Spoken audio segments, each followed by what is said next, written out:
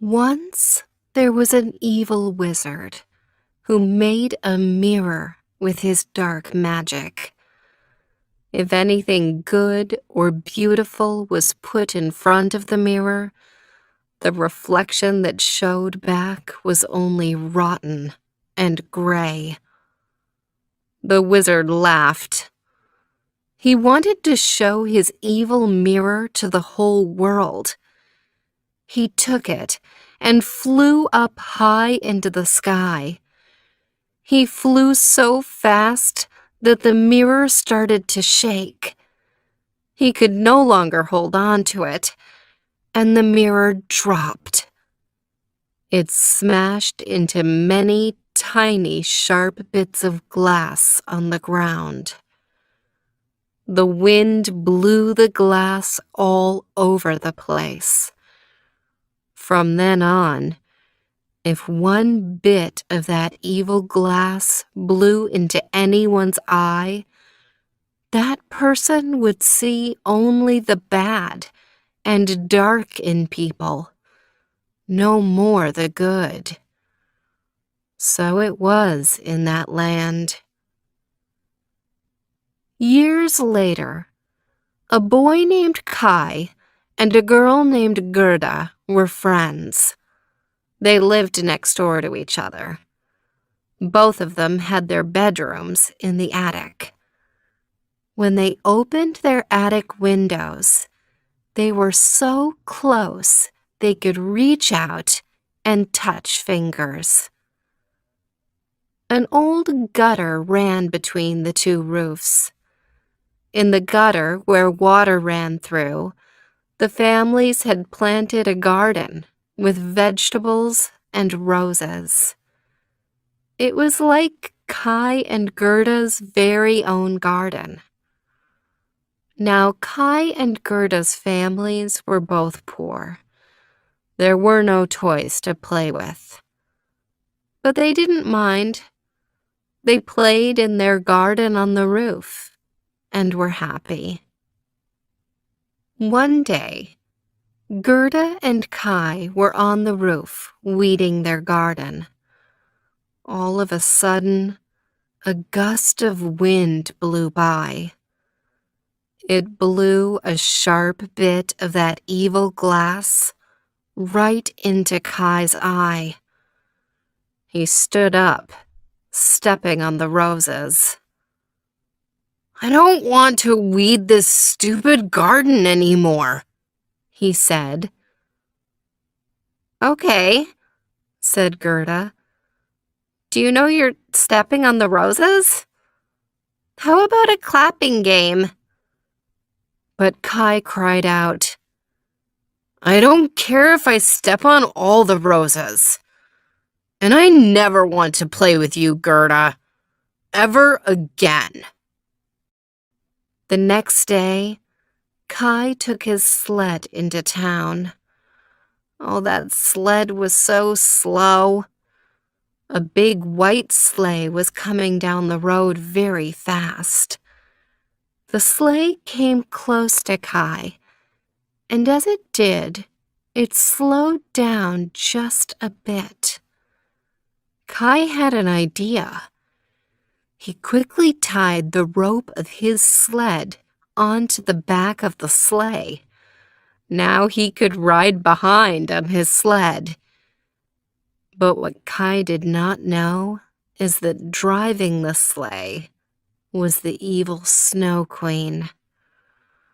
The Snow Queen, in her white fur coat, had known very well that Kai was on the road. She had slowed down her sleigh when she got closer, to give him a chance to tie on the rope. She did not turn around to look. She knew then that Kai was speeding along behind her. Soon he would be near frozen with cold.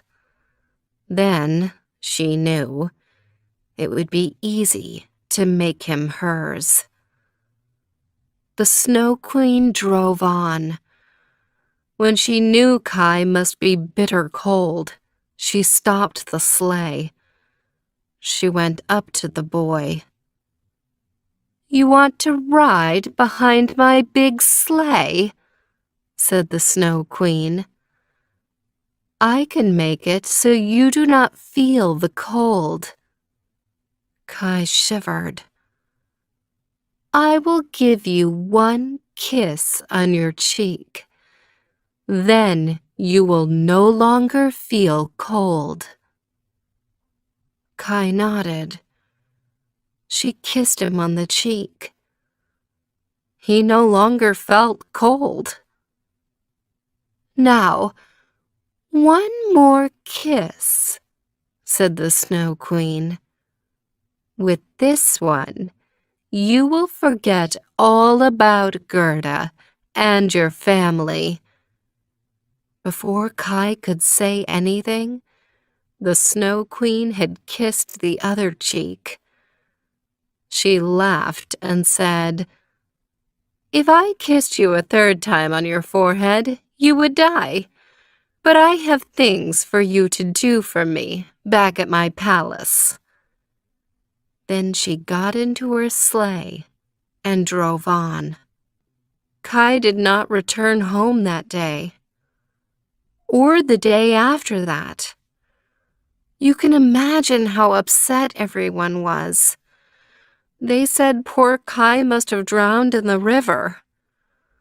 Gerda ran down to the river. She called out to the waters rushing by, "Is it true?" The river would not say. Gerda took off her red shoes and held them up. She said she would throw her red shoes into the river if only the river would give back Kai. But the river would not let her throw in the shoes. And that is how Gerda knew that he must not be under the water. But where was he? Gerda went many places looking for Kai. She went to see a witch, and the witch tried to trick Gerda into staying with her forever. Gerda ran out very fast, just in time. Then she met a crow. The crow told Gerda that to find Kai, she must go to the palace of a princess. So off went Gerda to the palace of the princess, but she did not know anything about Kai. But she gave Gerda warm clothes and a beautiful coach she could ride on her way. Gerda was riding her coach when a band of robbers jumped up from behind. The robbers were led by a robber girl. The robber girl made Gerda go into the back of the coach. Then she took the reins, and Gerda was her prisoner. Poor Gerda. She had lost her coach, she was a prisoner, and she had no more clue than ever where to find Kai. The robber girl took Gerda back to the house where she lived. Gerda must sleep in the barn, in a corner, next to a reindeer. When the robber girl had left, Gerda cried out, "Oh, Kai, where are you?" Two white dove birds up high in the loft of the barn heard her cry. Said one dove to her, "We remember seeing that boy Kai you speak of." "You do?" said Gerda.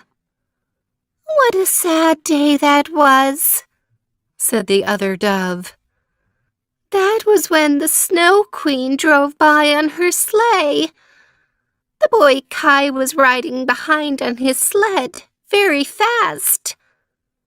"We were sitting in our nest," said the first dove. "When that evil Snow Queen passed by, she turned and breathed on us."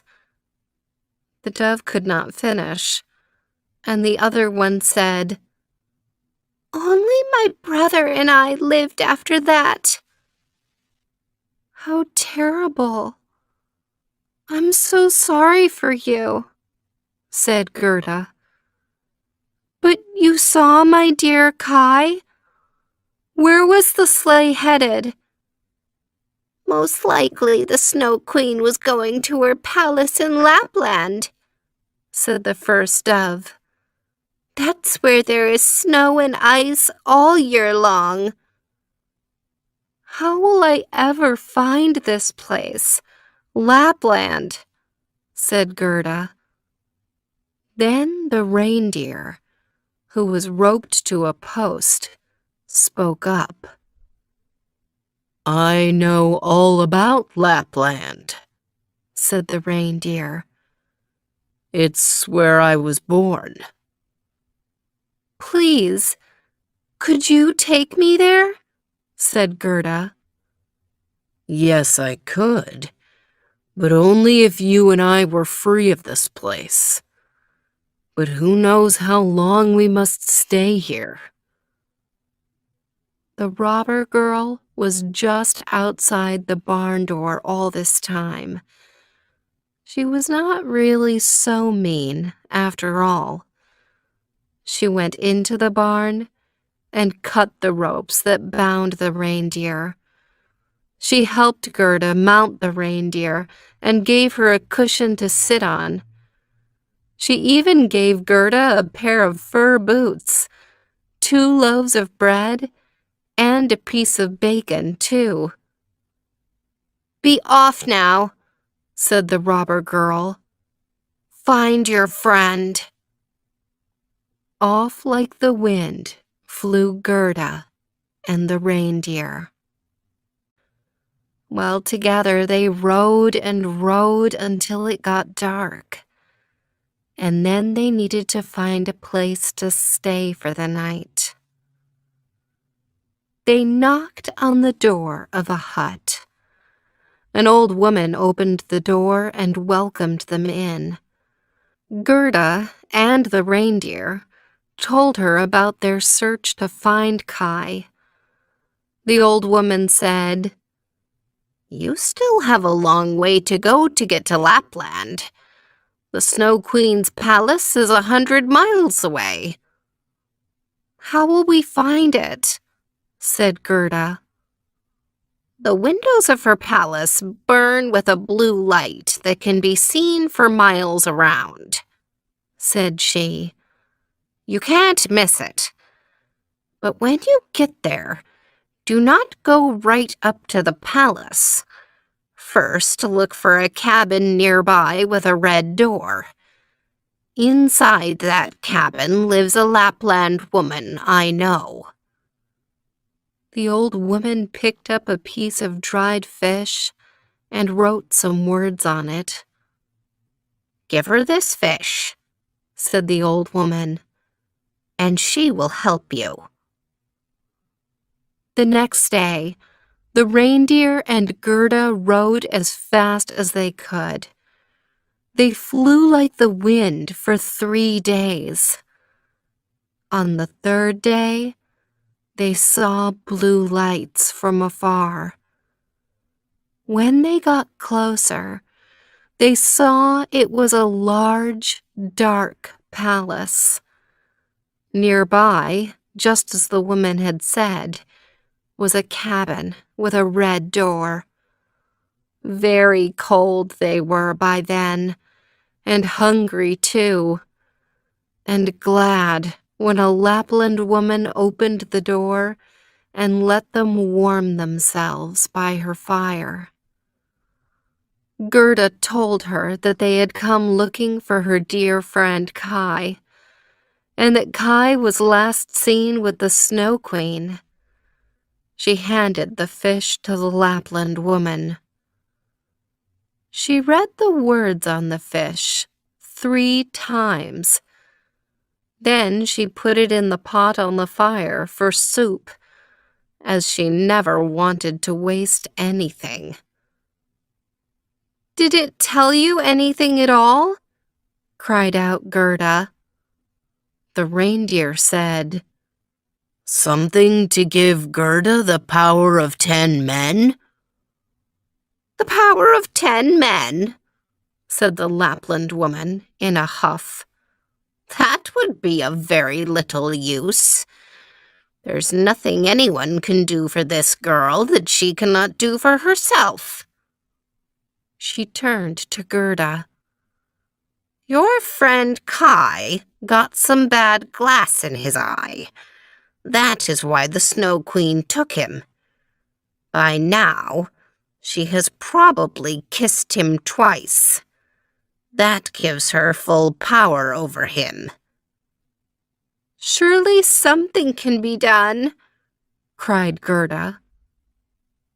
Maybe, said the Lapland woman.